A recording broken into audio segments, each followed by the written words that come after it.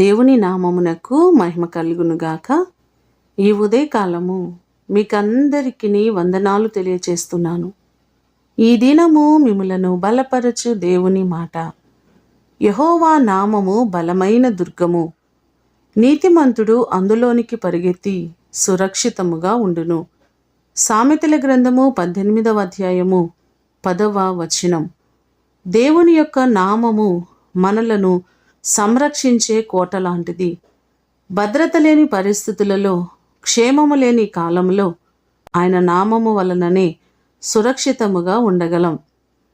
ఆయన దుర్గములోనికి ప్రవేశిస్తే తప్పకుండా మనము నిరంతరము కాపాడబడతాం. ఇప్పటి వరకు మనలను సంరక్షించి భద్రపరిచిన దేవుడు ఆయనే. ఈ మాటలు వింటున్న మీరందరూ దేవుని కృపచేత సురక్షితముగా కాపాడబడుదురుగాక. ప్రార్థన చేసుకుందాం. పరిశుద్ధుడు అయిన తండ్రి, మీ ప్రశస్తమైన పాదములకు వందనాలు, స్తోత్రాలు. నిరంతరము మమ్మలను కాచే దేవుడవు, కాపాడే దేవుడవు, భద్రపరిచే దేవుడు మీరే ప్రభువా. నీ కృపచేత మా ప్రియులెల్లరినీ జ్ఞాపకం చేసుకోండి. నీ నామములోనే సమస్తమును మాకు అనుగ్రహించుచున్న దేవుడవు. నీ నామమే మాకు నిరంతరము మమ్మలను నడిపించేది. నీ కృపచేత మమ్మలందరినీ జ్ఞాపకం చేసుకోండి. నీ కృపా మహదైశ్వర్యములు ఈ దినమంతా కూడా మీరు మాకు కలుగ చేయండి. ప్రతి వారిని నీ రెక్కల నీడలో భద్రపరచండి ప్రభువా.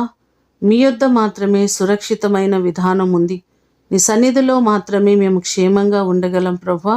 నీ సన్నిధి చేత ప్రతి వారిని మీరు నింపండి.